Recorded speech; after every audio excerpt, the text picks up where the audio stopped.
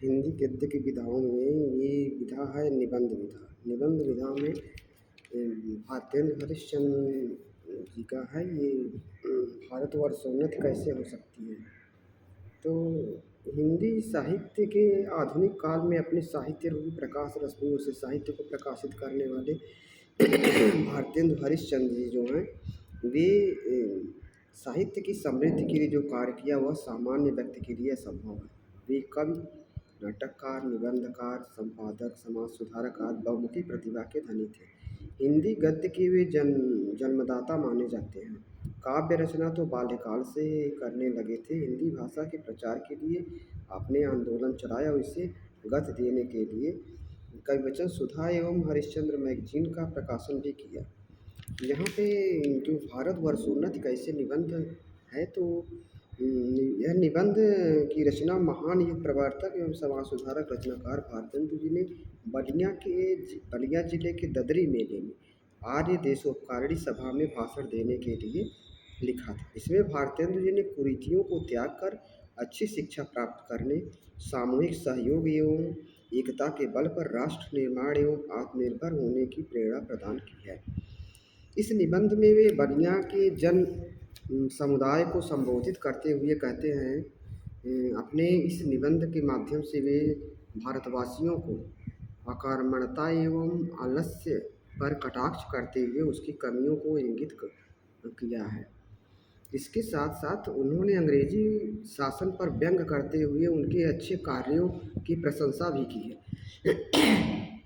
भारतेंदु जी हिंदुस्तानियों की तुलना रेल के डिब्बों से करते हुए कहते हैं कि जैसे रेल के डिब्बों को इंजन के बिना नहीं चलाया जा सकता है, उसी प्रकार से इस देश के लोग जो हैं वो आलस के कारण पथ प्रदर्शक के बिना वो आगे कुछ नहीं कर सकते हैं। उनको एक पथ प्रदर्शक चाहिए और वे बिना उसके वो आगे नहीं बढ़ सकते। योग्य होने पर भी अकर्मण्यता के कारण वह उपेक्षित खड़े हैं। यहाँ राजा महाराजाओं नौकरशाहों के पास समय ही नहीं है कि गरीब जन सामान्य के विषय में सोचे।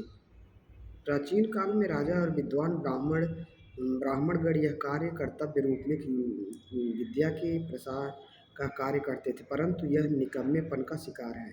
ऐसा प्रतीत होता है कि हम अपने गौरवशाली अतीत को भूल चुके हैं।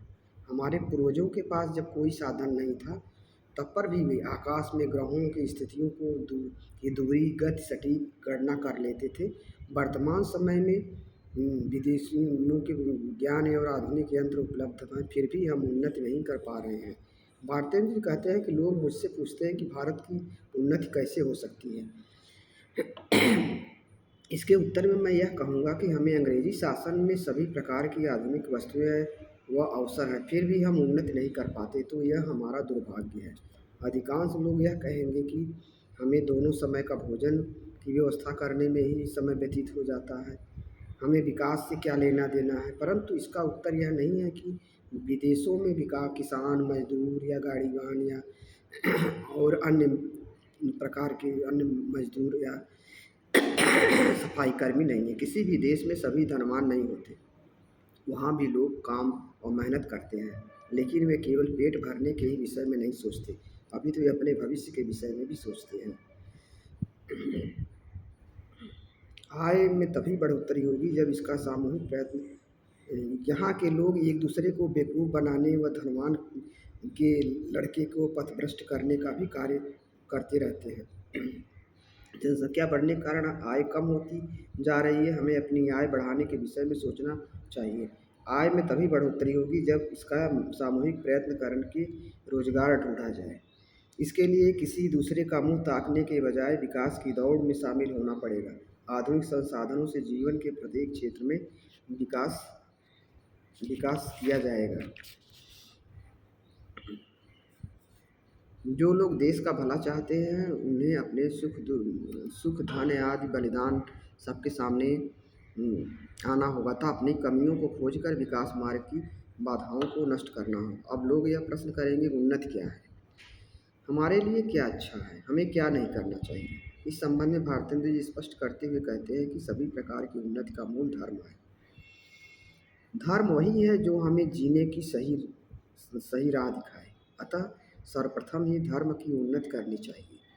अंग्रेज़ों की नीति और राजनीति परस्पर मिली हुई है। उन्होंने जात-पात से दूर धर्म को विकास की राह में लगाया।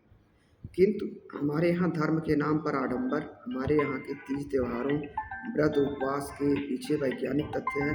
हम उनकी वैज्ञानिकता को छोड़ कर के आडंबर में फंसे हुए हैं। हमें इन आडंबरों को छोड़कर वास्तविकता को समझना होगा। जहाज का सफ़र न करना, बाल विवाह, कुलीनता, बहुविवाह आदि कुरीतियों को मिटाकर संस्कार युक्त शिक्षा पर ध्यान देकर आपसी भेदभाव और धर्म के विरोध को मिटाकर भाईचारा व पारस्परिक प्रेम उत्पन्न करके आगे की पीढ़ी को हुनरमंद बनाना होगा, जिससे देश का धन देश में रहे। हमें विदेशी वस्तुओं का आग्रह छोड़ करके स्वदेशी अपनाते हुए अपनी भाषा की उन्नति करनी चाहिए। हमें निज भाषा उन्नति यह सब उन्नति कै मूल। हम अपने भाषा की ही उन्नति करें, अपने धर्म पे चलें, धर्म को मानें और उसी से हमारी उन्नति होगी। और हम किसी का देखी देखा करके और किसी को गिरा करके आगे बढ़ना चाहेंगे तो हम कभी नहीं बढ़ पाएंगे। भारतवर्ष उन्नत भारतेंदु हरिश्चंद्र का जो ये निबंध लगा हुआ है, इसका ये सारांश है। बाकी आप पूरा जब निबंध पढ़ेंगे तो आपको पूरी जानकारी मिलेगी।